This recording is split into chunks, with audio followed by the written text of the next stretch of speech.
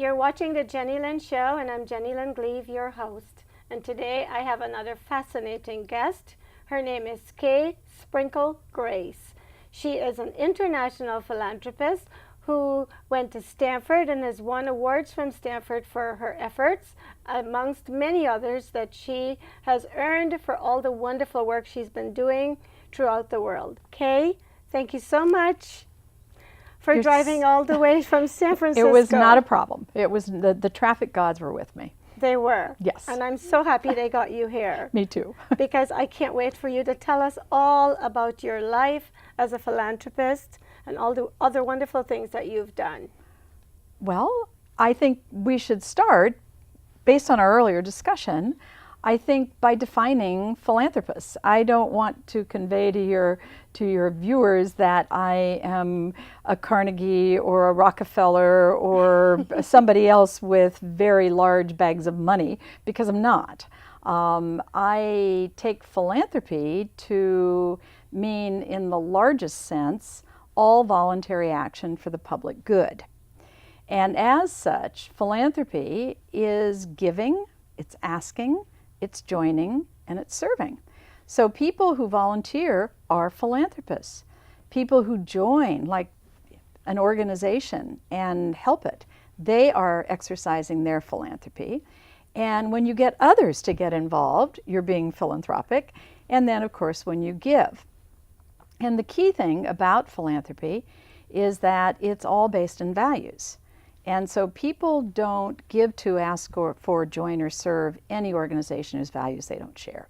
So the work that I do is predicated on the idea that the most important thing in all of philanthropy is to develop the relationships that will uncover the shared values. Oh, yeah. Thank you for that, because I know that I personally thought if you didn't have a bank account that was bigger than you, philanthropy was not your thing. No, and you think of the heroes that we have even in the Bay Area, the late Ruth Drinker, who founded Project Open Hand. And there was the ultimate act of philanthropy on her part. She created an organization that provided nutritious meals to people who had HIV and AIDS and who could not get out to get the proper food, and began in her kitchen. And really? Yeah, and her friends, and they made the food and they drove it around. They got the list from the AIDS Foundation, and then people stepped up with millions of dollars. And now, of course, Project Open Hand is the leader still in providing the kind of nutrition that people who have HIV and AIDS need in order to get well. That's really wonderful. So when did you decide this is what you wanted to do? You know, they say life is what happens to you when you're trying to figure out what it is you want. And my career path was one that, in hindsight, this was where it was leading. But at the time, I had no idea this is where it was going. And I was an undergraduate major in journalism and communication at Stanford, and so I did a lot of writing. And as part of my radio work at KZSU, I did a lot of out in the community interviews, and kind of got to see the fabric of the community at a time when you can be pretty isolated in a university. But I would get my little portable microphone and tape recorder, and I would head up to San Francisco, and I did some interviews in Chinatown, and I did a lot of things, the Maritime Museum, and some interesting things that were going on. And it widened my idea. My parents were not philanthropic, but my mother was a very active volunteer. So to that extent, she was philanthropic. So anyway, when I graduated from Stanford, I went into journalism and had several jobs. And then I decided to go into teaching.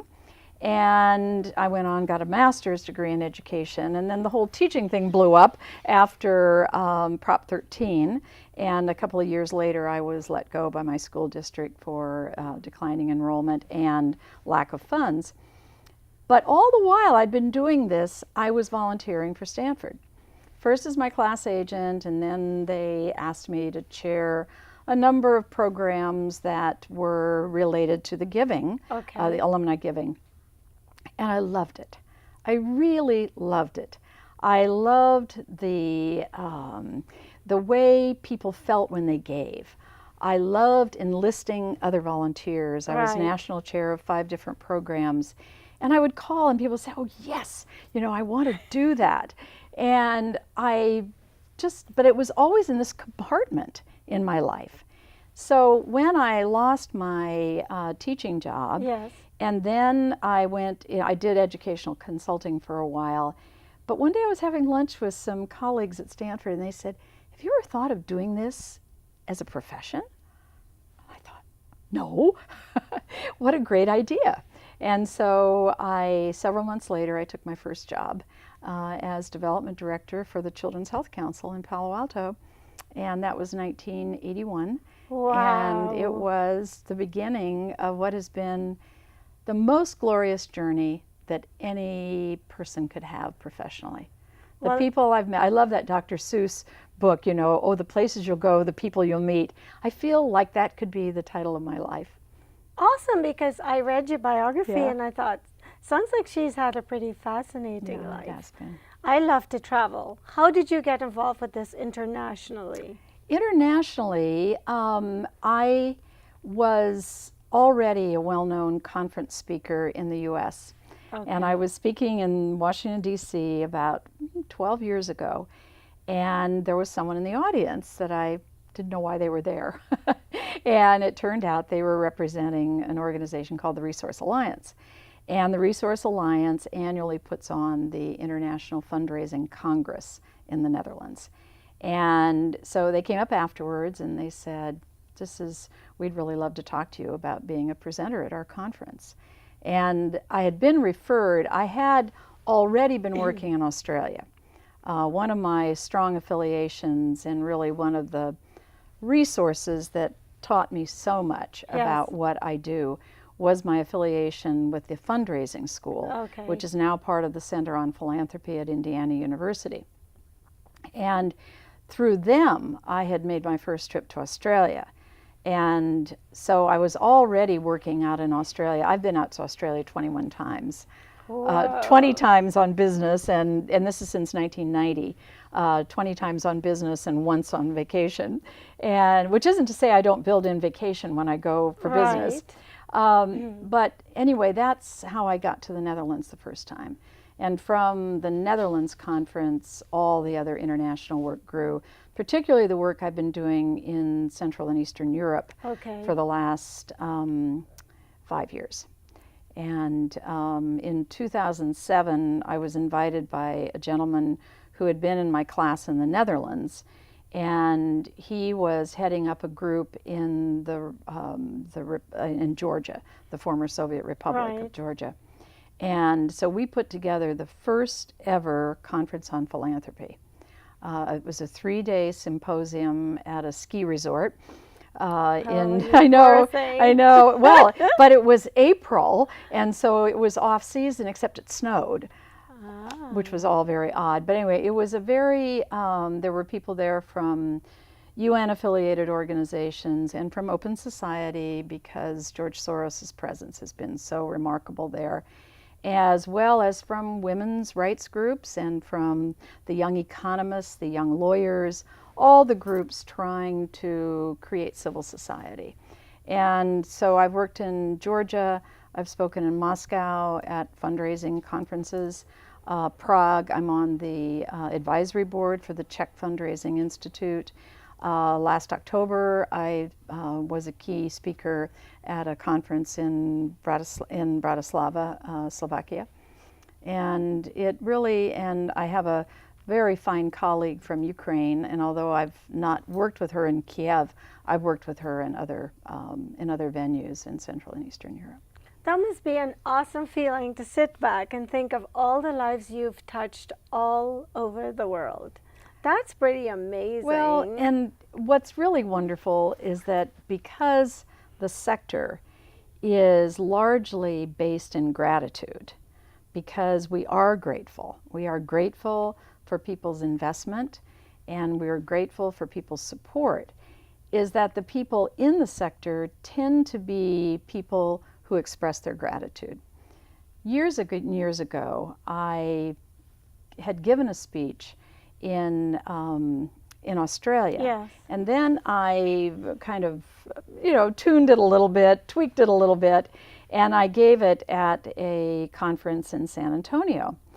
And it was all about courage and confidence, and I'd taken a little story from All You Really Need to Know You Learned in Kindergarten, and about standing with the mermaids, which is a charming story.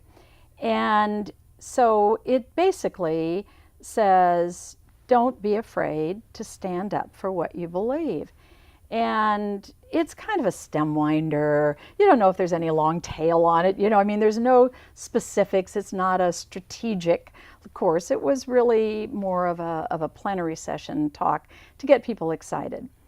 And about a year later, I got a letter from someone, and she said, I just want to tell you that yesterday I stood with the mermaids. And she told a story. She was with an independent school in Texas. And she said her head of school had said absolutely that she could not ask this elderly alum for $1 million gift. And this woman said, I knew that she wanted to make a big gift. And the heads, they went to visit her together, right. And the head said, don't you dare. And she thought, I know what the donor wants. And so she said there was a moment in the conversation when the head of school had been giving her an update, telling her about what they were doing. And she said, I just went right in and I said, and so what we have been thinking is that you are really the lead donor for us, that you are really the person who embodies everything we love in this school. You are the example in the community of how we have educated girls over this time, and we would like you to consider a gift of $1 million. Straight to the point. Straight to the point. And the woman burst into tears. She said, I cannot tell you how joyful this makes me. I want to do this. Wow. But then the woman sat down and wrote me a letter. The woman who had broken it. But this was standing with the mermaids. This was being courageous. So when you say I reflect on this, yes. And of course, I have done projects around San Francisco that I drive by and I say, wow, I helped make that happen. I don't make it happen. I help make it happen. Right. Well, it takes more than that's one. right. And so a project that I've just finished, well, we're not done yet, but the capital part is done, is in the Presidio. It's the International Center to End Abuse, Futures Without Violence. And they are the only organization in the world, really, that deals with domestic and violence at the policy level. And they're just an amazing organization. But I see that building now, the old Building 100 at the Presidio, and I'm so proud of them for what they did. Right. And so grateful that I could be their guide. You're part of it. Yep. I am strongly a believer in if you don't ask, you don't get. So true. And I'm never afraid to ask for anything because I prepare myself for the rejection if that's what you get. And that's why people, I universally, it doesn't matter if you're in Australia, New Zealand, Mexico, Prague. You say, why do people not like to ask for money? And the answer is always because they're afraid of being rejected. Right, so what? Yeah, so what? It's part of life. Yeah, my mentor, the late Hank Rosso, used to say, you have to, when you go into a meeting, you have to take yourself off, and he would take his jacket off and let your cause walk in. That's brilliant. I'm going to remember that. It is. So of all of, I'm sitting here listening to you and I'm going on the journey with you all around the world and you're naming all my favorite places. Tell me which has been the most memorable cause that you've worked on and why? Well, I think there's two things. I think there's the most memorable cause, And I would have to say it is Futures Without Violence. Okay. For all the reasons that make a cause memorable. First of all, it's a real and relevant thing. I mean, Right. we have women being abused all over the world. Yes. It doesn't stop, but the awareness is growing. Okay. And so my involvement there has been very important, but it's at a different level as well, because it's also about a team that has worked together, that has had a vision. I would say that as I reflect on the most satisfying experience, I still go back to Prague, and at the conference in Prague, they use what's called open space as the Okay. format. So after the first half day where people can go and listen to speakers on topics, then they ask the participants to put down what topics they would like. And then they ask speakers to speak on those topics. So my friend from Ukraine, Svetlana, said, would you work with a group on leadership? And I said, of course, because leadership is one of my big issues. And helping to grow leaders, create leaders, set up leadership environment. So the people who are involved with the NGO or nonprofit sector in Central and Eastern Europe are very young. Okay. Very, very young. And I would say the average age at that conference was probably about 30, maybe. Okay. Maybe. And so of the 102 people who were at the conference, there were 27 that signed up for this conversation about leadership. So we went out on the lawn. It was a gorgeous day, and the river's right there, and the Charles Bridge is right there. And we're sitting on the lawn in this circle, and the way an open space session starts is that the facilitator says, and what is your question? And I will never forget their question. There's a young woman from Moldavia, which is a fairly repressed country still. And she said, our question is, how, when we have lived in countries, born and raised in countries, where stepping forth as a leader was punished, how now do we lead our sector in our countries? The answer? Well, the answer came from all of them. We talked about it. I was able to offer the best leadership kind of principles from the excellent writing that goes on in the U.S. But out of it has grown a project that will be started in 2013. We followed it with a survey, and in 2013 we will be doing leadership training, beginning with 3 countries only, with Slovakia, Czech Republic, and Hungary. And we will be starting leadership training. That's there. wonderful. As always, when I'm doing these fascinating interviews where I hear these wonderful stories, the time seems to slip by. I don't want this interview to be over without talking about the many books that you have written. Yes. So you have written 6 books. I have, and actually only 5.5 of them are here today. Okay. The 6th one, which is called The AAA Way to Fundraising Success, is my most recent book. I thought I had a copy at home, but I don't. I think I left it with my last appointment. And I began, this was my first book, Okay. Beyond Fundraising. Okay. And I wrote it, I took a sabbatical to write it. I wrote it in 1995. It was published in 1997, and then this edition came out in 2005. Okay. And it is kind of it's a book that's used a lot in classrooms. Okay. A lot of the master's programs require this book. Okay. And as the title says, it's beyond fundraising. It's not just fundraising. It's pretty philosophical, gets into my commitment to mission, vision, values, my whole thinking about boards and how they can be involved. And then the second book was this one, which I wrote with a late dear colleague of mine. And this little book right here, the one that matches your dress, this little book right here is my best-selling book. That book has sold, the Ultimate Board Members book has sold about 35,000 copies. Wonderful. So And boards buy it in quantity. Yeah. Okay. So you are still training, and you're still. Oh yeah, and I'm still, and I've got a new book I'm working on. So and that's on the Dream Factor. And you've done some fundraising for KQED and some other Oh television. yes, yes. In fact, KQED is one of my regular clients. I've worked with KQED off and on for 22 years. Wow. And I'm working very regularly with them right now. And I've worked with Detroit Public Television. I just was a speaker at the National Federation of Community Broadcasters. Okay. At their big conference, I was the keynote speaker. Wow. And I've worked with a lot of community and public television and radio. I think it's phenomenal what you're doing. What part of your job you enjoy the most and why? The part of the job I like the most is solving problems with my Okay. clients. Okay. Or coming up with that just amazing idea.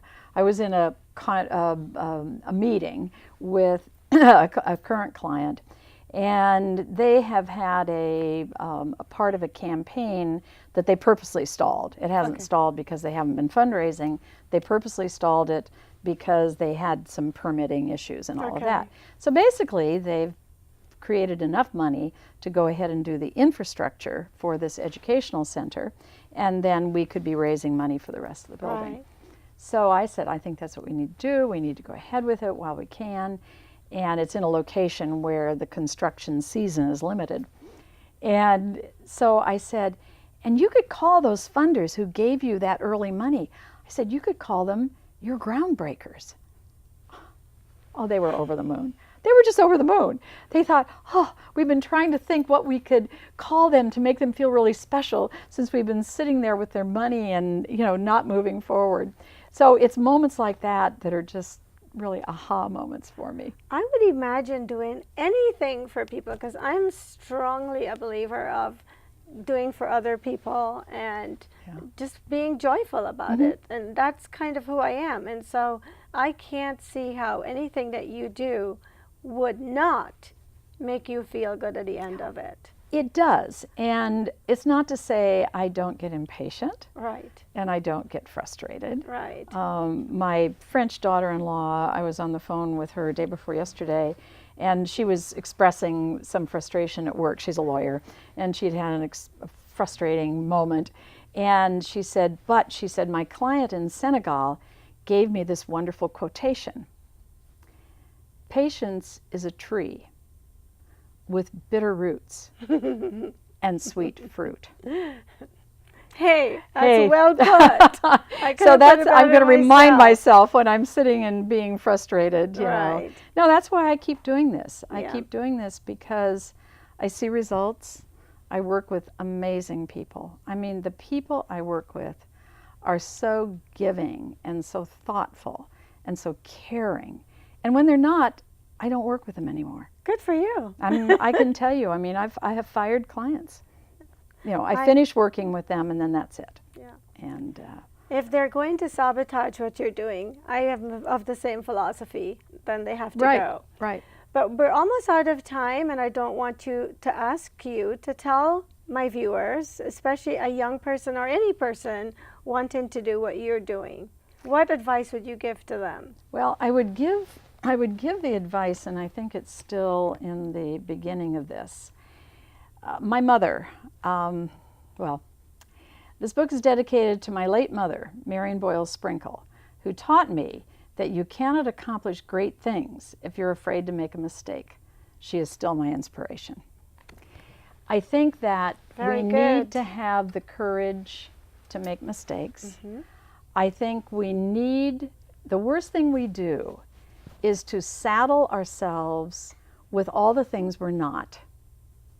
We're not rich, we're not pretty, we're not this, we're not young, we're not this. So true. Instead of all the things we are. I'm smart, I've got great friends, I've got a great life, I have great possibilities, I'm a visionary. And we just too often just drag ourselves down. So I would say to the young people that you want to inspire, I honestly believe that you can be anything you want to be. I hear you. That's what I always say. And I try to live my life that way with that belief, because I think that we sabotage ourselves. Oh, just totally. like you said, with all those silly All the things beliefs we're not. and messages that we tell ourselves all the time. So I think that based on your entire life and all that you've done for so many causes and people, that we should take the lessons that you're offering up with us. So before we close the show out, throughout your life and throughout this journey, which people that you encountered have left and made the most impact? Well, Hank Rosso, I think, was the pivotal person in my professional life. He and a gentleman by the name of Robert Payton, who just recently died. And Bob Payton was the first executive director of the Center on Philanthropy. And it was he who acquainted me with this notion.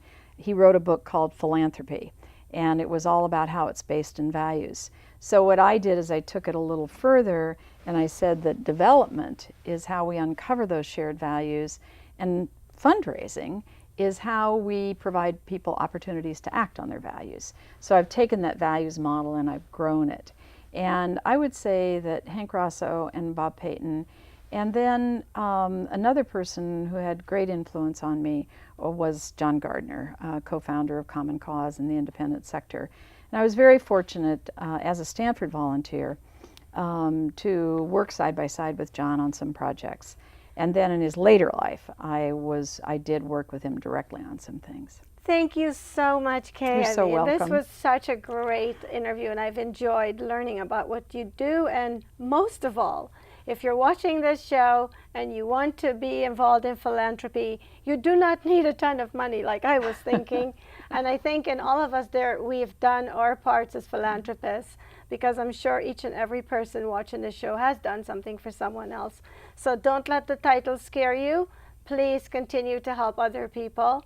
And thank you, Kay. You're so welcome. Thanks to my crew, and thanks to everyone watching this show. Hopefully you're going to get something out of it that will help you in some way. Thank you so much for watching the Jennylyn Show, and I'll see you later.